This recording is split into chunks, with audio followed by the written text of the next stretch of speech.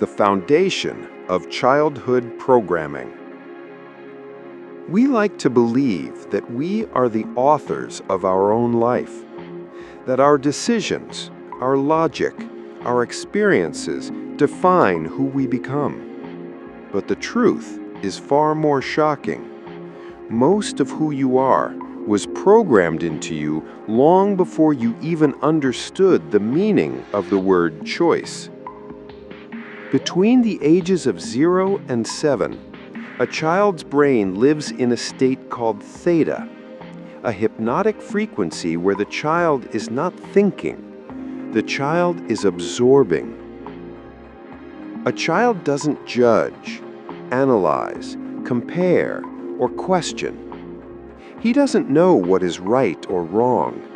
He only knows one thing. Whatever I see, whatever I hear, whatever I feel, must be the truth of the world. And so the programming begins. The tone of a parent's voice, the tension inside a home, the arguments behind closed doors, the fear in the mother's eyes, the silence of the father, the noise, the chaos, the unpredictability. All of it sinks deep into the child's subconscious. We grow up thinking we are reacting to this moment in life, but we're not. We are reacting to old memories, old fears, old beliefs, programmed into us when we were too young to understand them. A child who grows up in a home full of shouting will believe the world is unsafe. A child raised around criticism will believe he is not enough. A child who watches fear will learn fear. A child who receives love will learn love. But here is the most important part. Children don't learn from words. They learn from energy, behavior, and environment. If a parent says, "I love you," but their tone is harsh, their behavior distant, their presence inconsistent, the child doesn't believe the words. He believes the emotion behind them. This is why so many adults struggle with self-worth, fear of abandonment, difficulty trusting, being overly defensive, people-pleasing, emotional numbness, fear of failure, fear of judgment. These traits didn't appear out of nowhere. They were written, programmed in the very early years of life. By the time a child turns 7, 80% of their personality has already formed, not by choice, but by environment. Think about that. The way you love, the way you argue, the way you react to stress, the way you judge yourself, the way you define success, the way you handle rejection. All of it reflects a child who once learned, "This is how the world works. This is who I am. This is what I deserve." But that child didn't understand context. He didn't know his parents were stressed. He didn't know they were tired, overwhelmed, or broken. He didn't know their fears had nothing to do with him. He simply absorbed and recorded everything, and that record became your subconscious operating system. You are living with programming you never consciously chose. But here is the beautiful twist. You can rewrite it. You can break it. You can overwrite the patterns that once controlled you. But before healing begins, you must first understand how deep the programming goes and how much of your present is being run by your past. And that journey begins right here. Every adult you see walking through the world, confident or insecure, kind or angry, open or guarded, is carrying a child inside them. A child who once wanted to be heard, to be seen, to be held, to be understood. But in many cases, that child was silenced. And silence is the greatest wound of all. Childhood wounds are not defined by how big or dramatic an event was. They are defined by how alone the child felt while experiencing them. There are three major invisible wounds that shape a person's entire life. Emotional neglect. This is the most common childhood wound. It's not about abuse. It's not about violence. It's about absence. The absence of emotional presence. Parents provided everything: food, home, clothing, school, but they could not provide attention, validation, emotional safety. The child learned, my feelings don't matter. My emotions are a burden. No one gets me. In adulthood, this becomes anxiety, emotional shutdown, fear of expressing needs, confusion in relationships, overthinking. Why? Because the body remembers the neglect. Conditional love. Love that must be earned is not love. It's approval. Many children grow up hearing things like, if you behave, we'll love you. If you get good grades, we'll be proud. Don't embarrass us. People are watching. And the child learns, I am not enough as I am. I must perform to be loved. In adulthood, this turns into people-pleasing, seeking validation, fear of disappointing others, inability to say no. Such adults feel guilty for resting, guilty for taking space, guilty for existing. Shame-based upbringing. Shame is a psychological poison. A parent may say things casually like, you always mess up. What's wrong with you? You're useless. Why can't you be like others? But the child doesn't hear words. The child hears identity. I am wrong. I am a failure. I am unlovable.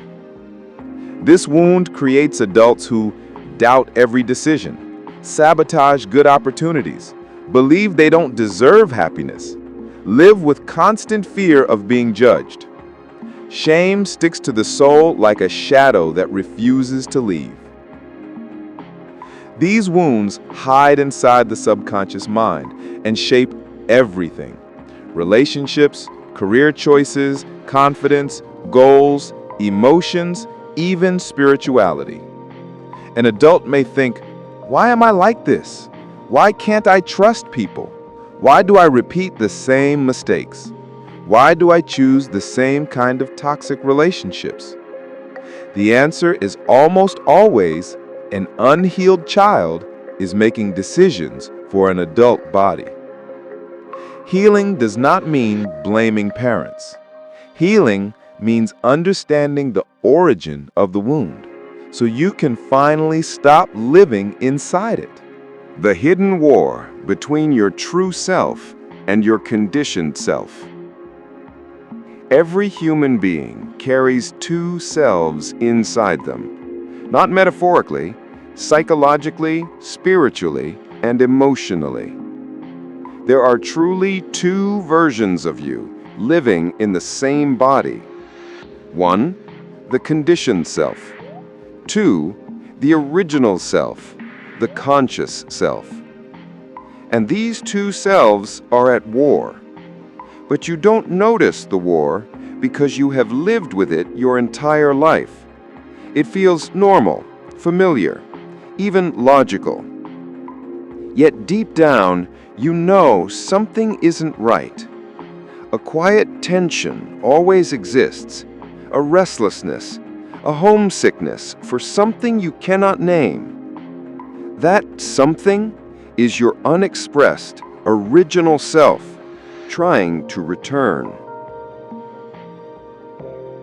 The conditioned self, the programmed you. This is the version society built. Parents shaped it. Schools strengthened it. Religion, culture, social expectations, fear, shame, All of them carved it piece by piece. The conditioned self is the one who tries to be perfect, hides emotions, avoids mistakes, seeks approval, pretends to be fine, stays silent to keep peace, lives according to others' expectations. This self doesn't come from your soul, it comes from survival. You didn't choose it. It was installed in you, like software you never asked for. The original self, the untouched, uncorrupted you. This self existed before anyone taught you who you should be. The original self is curious, creative, expressive, emotionally alive, playful, intuitive, fearless, and deeply aware. But society couldn't tolerate this self. It was too raw, too honest, too free. So the world began shaping you. Don't talk too much. Don't ask so many questions. Don't laugh loudly. Don't cry. Behave. Fit in. Be like others. Every don't was a cut, a limitation, a small death. That is how your original self was buried under layers of conditioning, but never destroyed, never extinguished. The inner rebellion, the conscious self, fights back. Have you ever felt unexplained sadness, dissatisfaction despite success, emptiness in relationships, fear of living a fake life, desire to break everything and start over, random moments of deep clarity, sudden need for silence, longing for something you cannot describe? These feelings are not depression, they are rebellion. Your original self is knocking on the walls of your conditioning, saying, "I am still here. Let me breathe again." This rebellion often shows up in strange ways. You get tired of pretending. You feel disconnected from people who once felt close. You question your beliefs. You stop tolerating fake relationships. You feel drawn to solitude. You experience spiritual awakenings. The world calls it a midlife crisis. Spiritual traditions call it an awakening. Psychology calls it individuation. But they are all describing the same thing: your real self trying to return. Alignment, when the two selves reconcile. Healing begins when you stop punishing yourself for wanting to be who you truly are. You do not need to kill the conditioned self. It once protected you. It kept you alive. But now it is too small for who you are becoming. The journey is about integration, not destruction. You honor the conditioned self, but stop letting it drive your life. You allow the original self to speak again. When this alignment begins, life changes. Decisions become clearer. Relationships become authentic. Fear starts to dissolve. Creativity returns. Confidence becomes natural. Inner peace rises. Life stops feeling like a performance. Most people live their entire life as a costume version of themselves, but a few break the conditioning and return to their true nature. That journey is difficult, but it is the only journey worth taking. In the beginning, every relationship feels alive.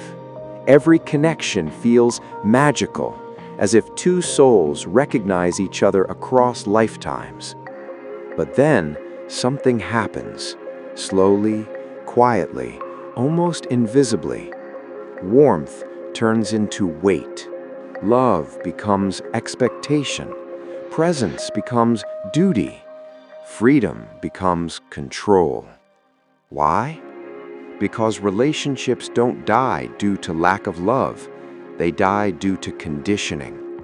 Discovery. Mystery creates attraction. When two people meet, they see each other. Not roles, not labels, not history. Just two humans, two stories, two mysteries. Curiosity fuels connection.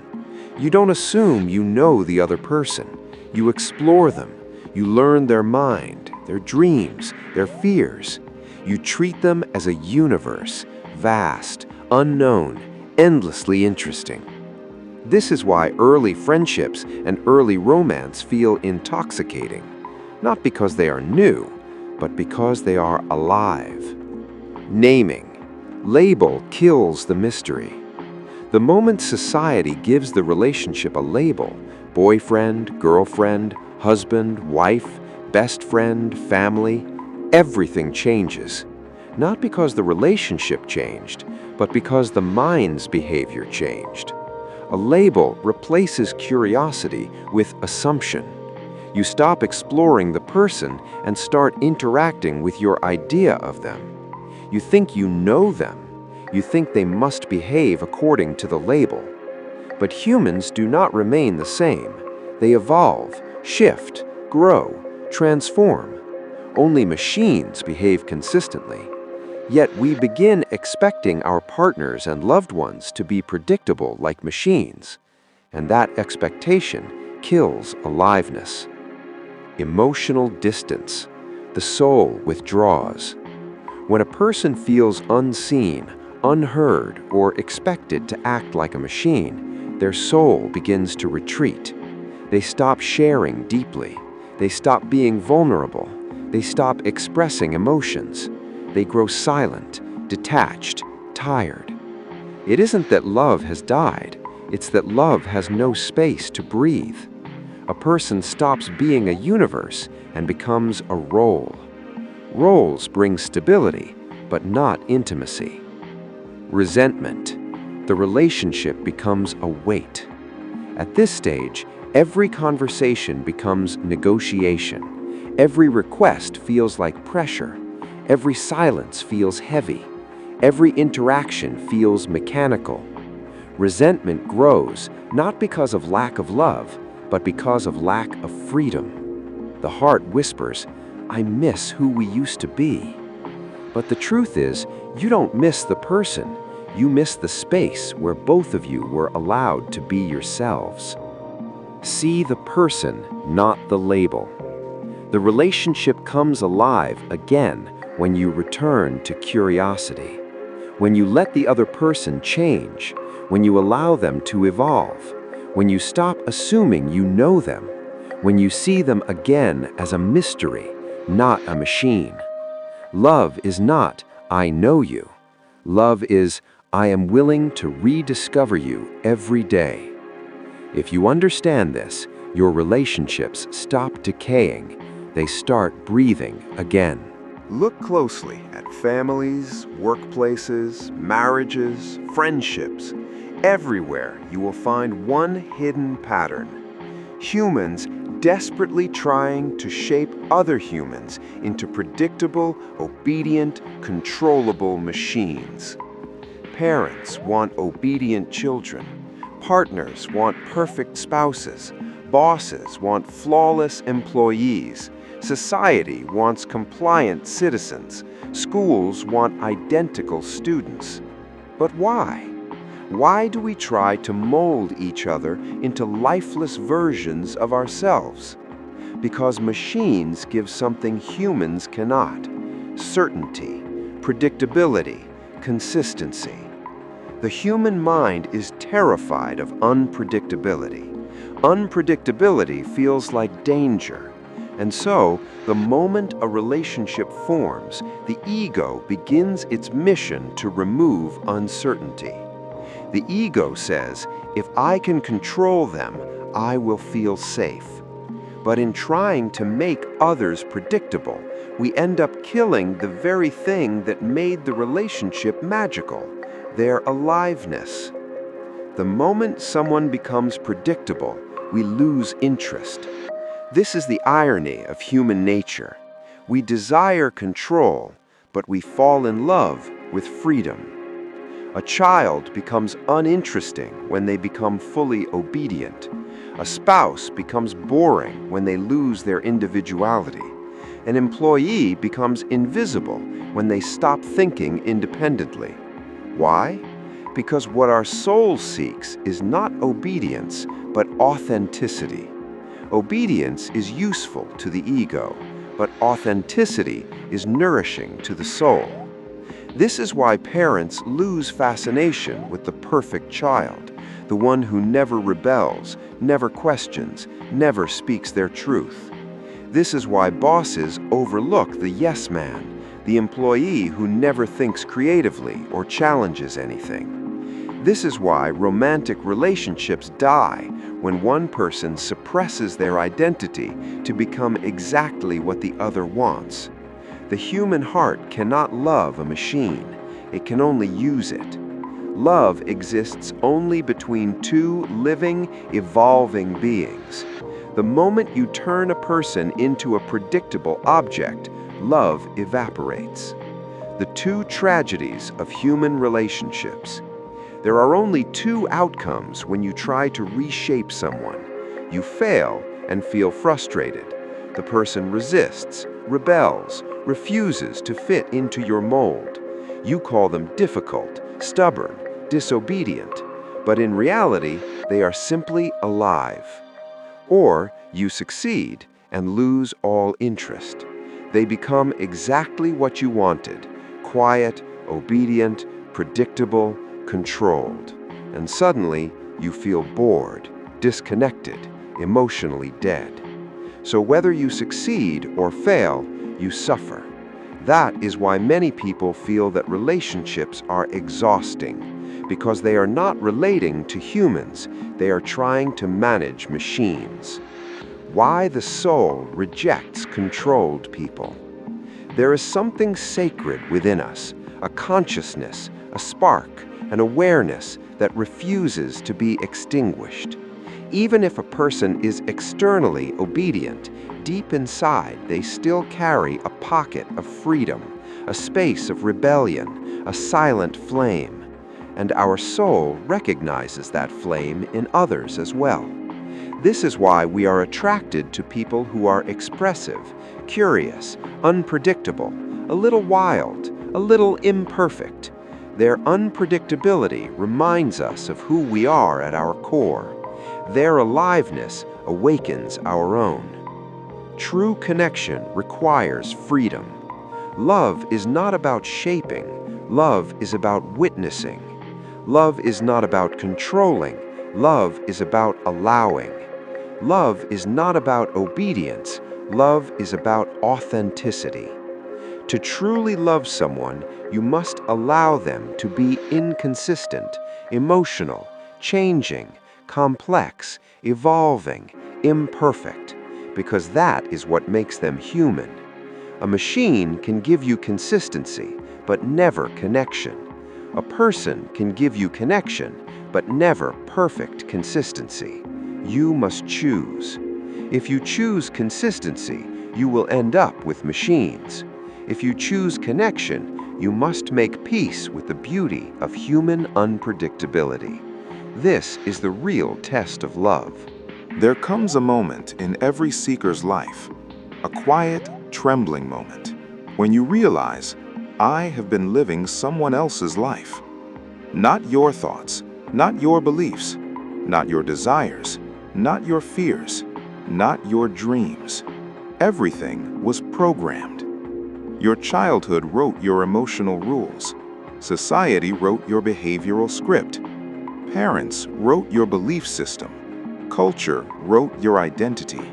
And you were left acting out a role you never auditioned for. But awakening begins when you question the script. Recognize the conditioning. You were taught, be a good child. Don't question voices older than you. Fit in. Follow the rules. Hide your feelings. Sacrifice yourself to keep others comfortable. Don't embarrass the family. Don't be different. But these rules were never about your soul. They were about society's convenience. The moment you recognize the difference between survival conditioning and your authentic self, the illusion cracks. Meet the forgotten self within you. Inside you lives the child who was silenced, the artist who was discouraged, the dreamer who was mocked, the explorer who was judged, the sensitive soul who was shamed, the thinker who was punished, the rebel who was forced to obey. This child is not gone. He is waiting. Every moment of restlessness, loneliness, emptiness is actually a call from that buried self. Remember me. Come back home. Stop living for approval. The greatest prison in the world is the fear of what others will think. Most people live in this prison for decades. They choose degrees they don't care about, jobs they hate, relationships that suffocate them, beliefs they never questioned, all for approval. But here is the truth. Approval is rented. Authenticity is owned. You can chase approval for a lifetime and still feel empty. Authenticity fills you in a single moment. Allow yourself to be human again. To break the conditioning, you must embrace your humanity. Feel deeply, express openly, change often, question everything, create boldly, fail fearlessly, love freely, let go gracefully. Being human means being unpredictable, vulnerable, emotional, imperfect, evolving. This is not a flaw. This is freedom. Machines are consistent. Humans are alive. Build relationships based on presence, not roles. Stop relating to people by their labels, not father, wife, son, employee, boss. See the person beneath the label. Every soul is a universe, not a role. The more you allow people to be themselves, the more you experience real connection. And when you allow yourself to be real, you experience real love. Live as the observer, the conscious self. Your consciousness is not your mind, not your conditioning, not your fears, not your thoughts. Your consciousness is awareness, the silent observer behind every experience. When you learn to live as that observer, fear dissolves, conditioning loses power, relationships heal, identity expands, freedom returns. You stop reacting and start witnessing. You stop performing and start becoming. You stop surviving and start living. The final message. You were never meant to be a machine. You were never meant to be predictable. You were never meant to fit perfectly into society's mold. You were meant to evolve, to express, to awaken, to feel, to question, to transform, to live. Breaking your conditioning is not rebellion, it is rebirth. The journey begins the moment you decide, I will no longer betray myself to make others comfortable. This is the day you stop living as the programmed self and return to the person you were always meant to be.